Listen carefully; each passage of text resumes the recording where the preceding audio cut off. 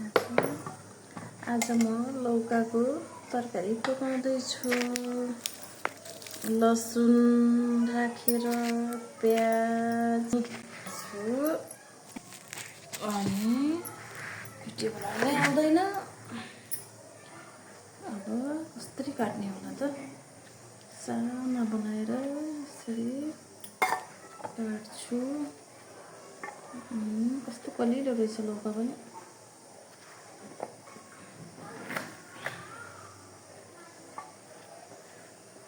सबैलाई मनपर्छ साथीहरू लौकाको तरकारी। एकदमै मनपर्छ लौका। कति टिकटक बनाउने, कहिले कस्तो भिडियो पनि बनाउनु पर्यो नि साथीहरू।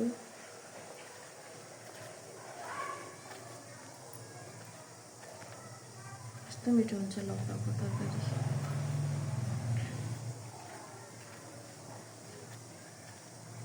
म त यस्तै गरेर काट्छु। यस्तो गरे हुन्छन् लौकामा। यस्तो गरेर चाहिँ मलाई झ्याउ लाग्छ। यस्तो गरेर पनि झ्याउ लाग्छ। यसरी काट्छन् मसिनो। मलाई मन पर्दैन। मलाई त यस्तै चाना पातलो गरेर काटे पनि राम्रो लाग्छ क्या। कलिलो छ पाकिजान्छ। सानो जस्मिन यहाँ आऊ।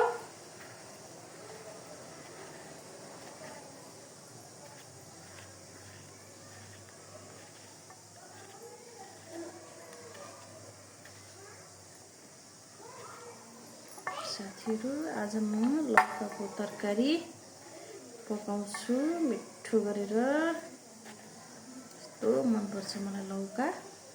सादा प्याज लसुन मेथी जिरा पड्काएर डल्ले खुर्सानी हालेर बनाउँछु। कसैले मसला पनि पिसेर बनाउँछन्।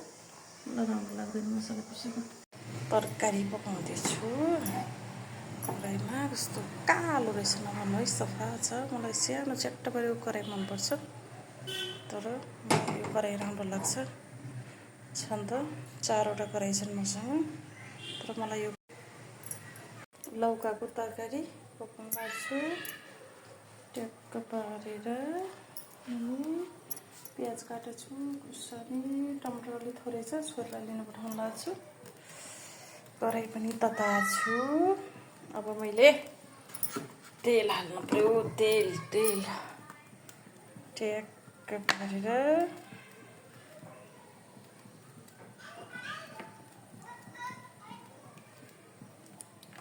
धेरै चिल्लो नखानु साथीहरू, ग्यास्ट्रिक हुन्छ चिल्लोले। तेल कम हाल्छु म। अनि त्यसपछि अरू के गरौँ? तेल तातिन हाल्छु। अनि कसैको तल मेथी हालेछु। यहाँ आज यो भाँडो मैले सफा गरेर मेथी ज्वानो जिरा सबै राख्ने भनेर सफा गरेको छु आज। पछि म सबै यिनी भाँडाहरू सब धर्छु। अनि ट्याक्कै म साँझको खाना सधैँ सबेरै बनाइहाल्छु। गर्मी हुन्छ, भात पनि भइगयो। अब तरकारी बनाउँछु। अनि मेथी हाले। मलाई मेथी अझै मनपर्छ, पठिन लाग्छ। तेल अलि तात्दैन कि।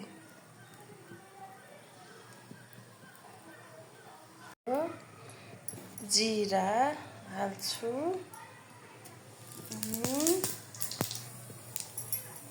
जिरा पनि पट्किन लाग्यो।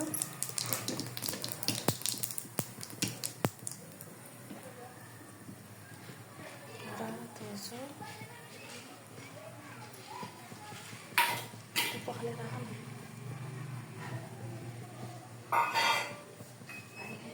त्यसपछि प्याज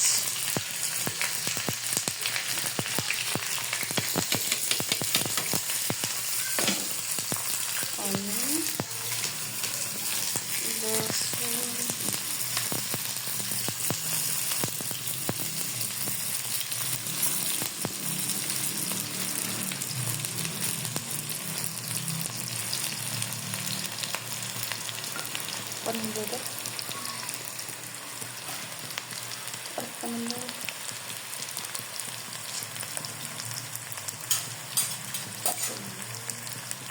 मेरो जेठी छोरीको के साथीहरू मेरो जेठी छोरीको कस्तो ढङ्ग छ पुरै छोडिदिनु एकदमै खाना पकाउनु जाने पनि अब सिक्नुपर्छ खाना पकाउनु थाहा छ कि नै ट्याक्क मम्मीले पकाइदिनु पक्क खाने होइन खाना पकाउनु सिक्नुपर्छ डल्लै खुर्सानी कतिखेर हालौँ यस्तै हाल्दिएँ मैले त मैले भिडियो बनाउनु लाग्छु के छोरी अब प्याज रातो हुँदै जान्छ साथीहरू त्यसपछि मैले अलिकति बेसर हाल्नुलाई बेसर हालेँ बेसरपछि अनि सादा तरकारी पकाउँदैछु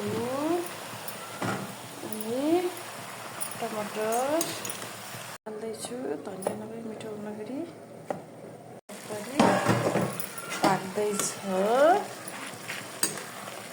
ला बत्ती पनि गइरह्यो साथीहरू यस्तै हो साँझको बेला बत्ती काटिरहन्छ साथीहरू भिडियो त्यति बनाउन पाइनँ बत्तीले साथ दिएन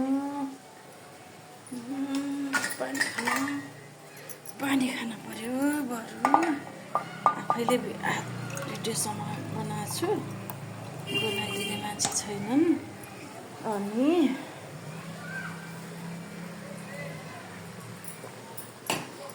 अचम्मै गर्मी छ साथीहरू भान्सामा पनि कस्तै गर्मी छ पुरै छोडिदिनुहोस् साँझको बेला मैले छिटै खाना पकाउँछु त्यही भएर हो अनि केटाकेटीसित किताब कापी कलम अनि यता मेरो जेठी छोरी छन् काम कति गर्दैनन् अल्छिने छिन् बिहानै उठ्छिन् अनि चिया खान खोज्छिन् अनि बिस्कुट खान खोज्छिन् अनि त्यसपछि पढ्छु भन्छन् र 7 बजे उठ्छिन् अनि अलिअलि किताब फर्का जस्तो गर्छिन् यिनको बेइज्जत त गराउनु पर्यो अलि सुध्रिन्छ कि अनि त्यसपछि उहीँ स्कुल जाने टाइममा ढिलो भएको भन्छ बाबा हुन्छ नि भनेर देखाएको छु हल्का भिडियो बनाएको छु खासै भिडियो बनाउनु जान्दिनँ म हल्का रहर लागेर जो सुन्यो त हेर्न र हल्का रहर लागेर अनि काटेको हात यो मेरो हिँडेर काटेछ कि साथीहरू आँसी कस्तो लाग्छ अनि त्यही भएर